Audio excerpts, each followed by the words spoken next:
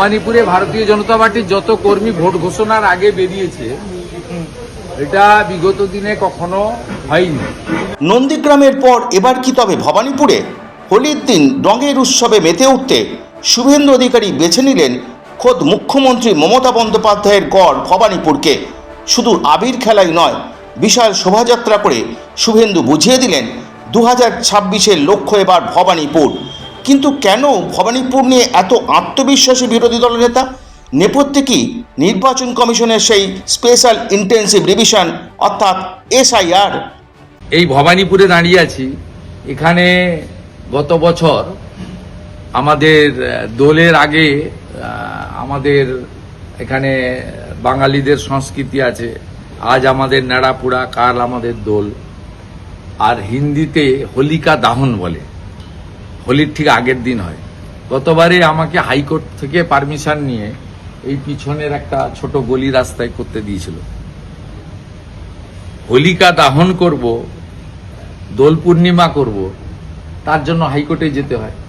তবে এখন তো কার্যত আমরা জামাতের রাজত্বেই আছি। আমাকে যখন বলা হয়েছিল যে পিছন থেকে ফিরাদ হাকিম বলেছিল, কল্যাণ ব্যানার্জি বলেছিল যে পিছন থেকে মমতা ব্যানার্জির ছবিটা সরিয়ে দিলে শুভেন্দুর চেয়ারগুলো সামনে ফাঁকা হয়ে যাবে, আমি তো সেই চ্যালেঞ্জ অ্যাকসেপ্ট করে মমতা ব্যানার্জিকে নিজেকে হারিয়ে দিয়েছি, করে দেখিয়েছি, চ্যালেঞ্জ নিয়েছি, ভবিষ্যতেও চ্যালেঞ্জ নেব। ভবানীপুরে ওনাকে হারানোর দায়িত্ব আমি নিয়েছি।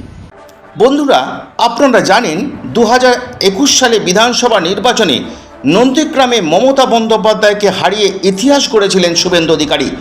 এরপর উপনির্বাচনে ভবানীপুরে জিতে তিনি মুখ্যমন্ত্রীর পদ রক্ষা করেন। কিন্তু সেই জয় নিয়ে আজ প্রশ্ন তুলেছেন শুভেন্দু অধিকারী।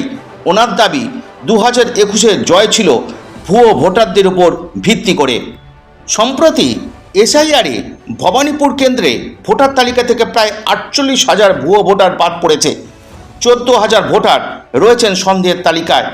আর এই তথ্য সামনে আসতেই রাজনৈতিক মহলে তোলপাড় শুরু হয়েছে। শুভেন্দু অধিকারীর সাফ কথা, ভোট করার মতো লোক নেই ওনার, তাই এত আতঙ্ক। ভবানীপুরে ভারতীয় জনতা পার্টির যত কর্মী ভোট ঘোষণার আগে বেরিয়েছে, এটা বিগত দিনে কখনো হয়নি। আজকে লোক সাহস করে বেরিয়ে এসেছে। এতদিন লোক সাইলেন্টলি ভোট করতো, বলছে আমরা বেরোবো, আমরা ডোর ক্যাম্পেনিং করব, আমরা পোলিং এজেন্ট হব, আমরা বাড়ি বাড়ি যাব, আমরা মমতা ব্যানার্জিকে হারাবো, পরিবর্তন আনতেই হবে। আমরা খুব উৎসাহিত এবং এই কর্মী সংখ্যা 3 গুণ হয়ে যাবে ভোট আস্তে আস্তে। শুভেন্দুর এই চ্যালেঞ্জকে ভয় পেয়েছেন মমতা বন্দ্যোপাধ্যায়, তাতে কোনো সন্দেহ নেই। সব মিলিয়ে 2026-এর লড়াই জমে উঠেছে।